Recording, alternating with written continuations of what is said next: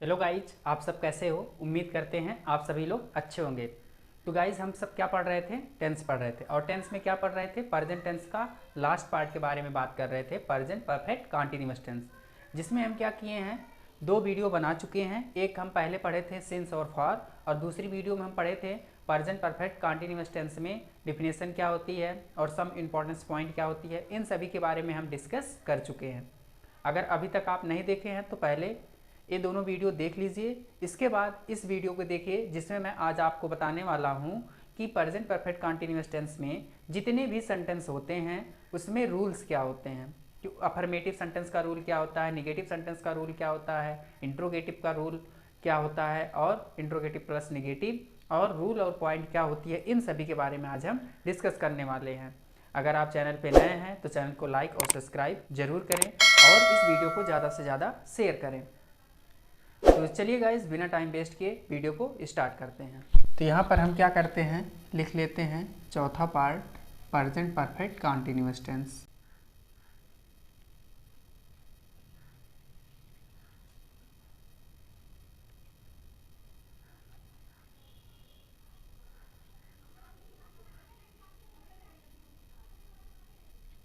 तो इसमें हम बात क्या करेंगे, rule of translation. Affirmative sentence का पॉइंट लिखिए।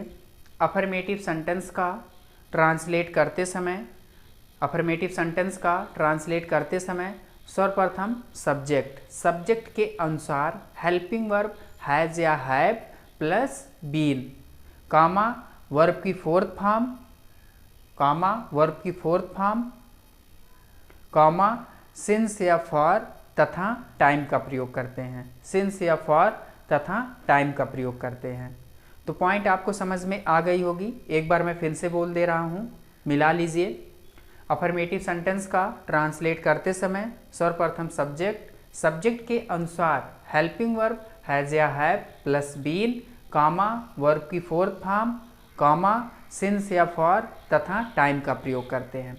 अब देखो, जैसे हम पॉइंट बोले हैं उसी पॉइंट के अनुसार हमको अफर्मेटिव सेंटेंस का रूल बनाना है। तो रूल में पहले क्या बोले हैं, subject plus helping verb has या हैव, फिर हम क्या करेंगे, प्लस बीन लगाएंगे। इसके बाद प्लस वर्ब की फोर्थ फॉर्म या वर्ब की फर्स्ट फॉर्म में आईएनजी। इसके बाद मैं आपको ऑब्जेक्ट नहीं बोला हूँ। ये ऑब्जेक्ट आपको सेंटेंस में आता भी है, नहीं भी आता है, इसीलिए मैं इसको नहीं बोला हूँ। तो हम क्या करते हैं, रूल में लिख लेते हैं जिससे आपको अच्छे से समझ में आए, नहीं तो आपको बहुत लोग को नहीं समझ में आता। तो ऑब्जेक्ट के बाद हम क्या करेंगे, ऑब्जेक्ट बोले नहीं, उसके बाद आपको क्या करना है, सिंस और फॉर लगाना है। सिंस या फॉर प्लस लास्ट में टाइम। ये आपका अफर्मेटिव सेंटेंस का रूल हो गया। तो ये आपका हो गया रूल। इसके बाद हम दूसरे सेंटेंस की बात करते हैं, निगेटिव सेंटेंस। निगेटिव सेंटेंस, इसको शॉर्ट फॉर्म में यस कहते हैं। ये भी बहुत ईजी है। देखो इसको कैसे आपको समझना है।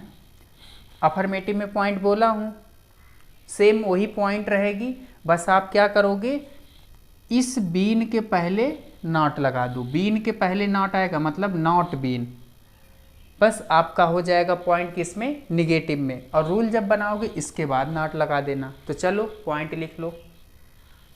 निगेटिव सेंटेंस का ट्रांसलेट करते समय, निगेटिव सेंटेंस का ट्रांसलेट करते समय सर्वप्रथम सब्जेक्ट के अनुसार हेल्पिंग वर्ब हैज या have plus not been, comma verb की फोर्थ फॉर्म, कामा सिंस या फॉर तथा टाइम का प्रयोग करते हैं। ये आपकी पॉइंट हो गई। एक बार मिला लीजिए। निगेटिव सेंटेंस का ट्रांसलेट करते समय सर्वप्रथम सब्जेक्ट के अनुसार हेल्पिंग वर्ब हैज या have plus not been, comma verb की फोर्थ फॉर्म, कामा सिंस या फॉर तथा टाइम का प्रयोग करते हैं। तो आपको पॉइंट समझ में आ गई होगी। इसके बाद आप इसका रूल बनाइए। रूल बहुत इजी है, सेम यही रूल रहेगा, बस इसी बीन के पहले नॉट लगा दो। Subject plus helping verb has या have plus not been, plus verb की fourth form plus object plus since या फॉर प्लस टाइम। ये आपका हो गया नेगेटिव सेंटेंस का रूल। क्लियर है? रूल आपको समझ में आ गया होगा।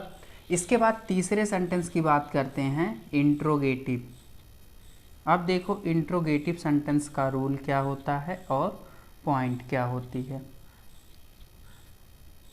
शॉर्ट फॉर्म में आई यस, ये आपका हो गया इंट्रोगेटिव। तो इसमें देखो पहले इसको समझ लेते हैं। इसमें क्या होगा, सेम वही चीज़ रहेगा, बस यही हेल्पिंग वर्ब जो है सब्जेक्ट के पहले आ जाएगा, ठीक है, और बाकी सब वैसे ही हो जाएगा। तो चलो पॉइंट लिखो। इंट्रोगेटिव सेंटेंस का ट्रांसलेट करते समय सब्जेक्ट के पहले हैज़ या हैव, सब्जेक्ट के पहले हैज़ या हैव, कॉमा सब्जेक्ट के बाद बीन, कॉमा सब्जेक्ट के बाद बीन, कॉमा वर्ब की फोर्थ फॉर्म, कॉमा सिंस या फॉर तथा टाइम का प्रयोग करते हैं। ये हो गया आपका इंट्रोगेटिव सेंटेंस की पॉइंट। आप पॉइंट एक बार फिर से मिला लीजिए। इंट्रोगेटिव सेंटेंस का ट्रांसलेट करते समय सब्जेक्ट के पहले हैज़ या हैव, कॉमा सब्जेक्ट के बाद बीन, कॉमा वर्ब की फोर्थ फॉर्म, कॉमा सिंस या फॉर तथा टाइम का प्रयोग करते हैं। अब हम क्या करते हैं, पॉइंट के अनुसार रूल लिख लेते हैं। देखो पहले क्या आया है, हैज़ या हैव, हैज़ या हैव, किसके पहले, सब्जेक्ट के पहले, ये हो गया। फिर हम क्या बोले हैं, कॉमा सब्जेक्ट के बाद बीन, ठीक, ये देखो सब्जेक्ट के बाद बीन हो गया। फिर हम क्या करेंगे, प्लस वर्ब की fourth form plus object since या फॉर प्लस टाइम, लास्ट में क्वेश्चन मार्क। ये हो गया आपका रूल, ठीक, किसमें, इंट्रोगेटिव सेंटेंस में। तो आपको इंट्रोगेटिव सेंटेंस का भी रूल समझ में आ गया होगा। तो एक रूल आपका है जो चौथा, इंट्रोगेटिव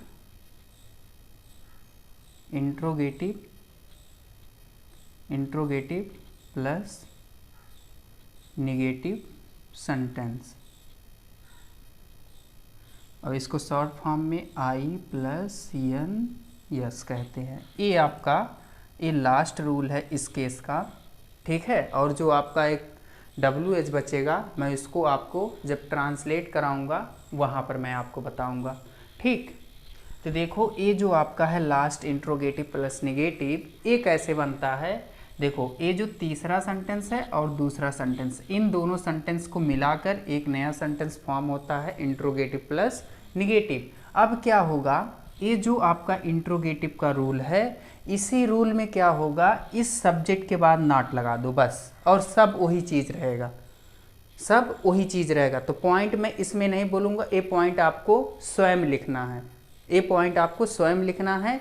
जहाँ पर मैं कॉमा सब्जेक्ट के बाद बीन बोला हूँ, बस वहीं पर कर लो, कॉमा सब्जेक्ट के बाद नॉट बीन, और बाकी सब जो पॉइंट इंट्रोगेटिव में ऊपर लिखे वही सब उतार दो।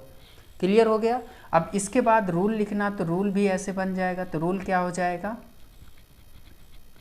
रूल क्या हो जाएगा, रूल में आपका हो जाएगा हैज़ या हैव प्लस सब्जेक्ट, इसके बाद नॉट, फिर आपका हो जाएगा बीन प्लस वर्ब की fourth form plus object since या फॉर प्लस टाइम, लास्ट में क्वेश्चन मार्क। ये आपका हो गया रूल, ठीक। तो आपको समझ में आ गया होगा कि इंट्रोगेटिव प्लस नेगेटिव सेंटेंस का रूल कैसे बनाया जाता है और कैसे पॉइंट आती है, इन सभी के बारे में आप अच्छे से समझ लिए हैं। आज हम क्या किए, जो प्रेजेंट परफेक्ट कंटीन्यूअस टेंस होते हैं उसमें जितने सेंटेंस आते हैं, अफर्मेटिव, नेगेटिव, इंट्रोगेटिव, इन सभी के रूल्स और पॉइंट को अच्छे तरीके से लिख लिए हैं। और आपको क्या करना है, इन्हीं सभी सेंटेंस का रूल आपको याद होना चाहिए। जब तक आपको याद नहीं होगा तब तक आप कोई भी प्रेजेंट परफेक्ट कंटीन्यूअस टेंस में कोई भी सेंटेंस रहेगा उसको आप ट्रांसलेट नहीं कर पाओगे। तो उम्मीद करते हैं आप सभी लोग को यहाँ तक समझ में आ गया होगा। अगर आप लोग को वीडियो पसंद आई हो तो प्लीज़ चैनल को लाइक और सब्सक्राइब ज़रूर करें और इस वीडियो को ज़्यादा से ज़्यादा शेयर करें और कमेंट करना ना भूलें। तो चलिए गाइज, मैं आप लोग के साथ नेक्स्ट वीडियो में मिलता हूँ। Thank you.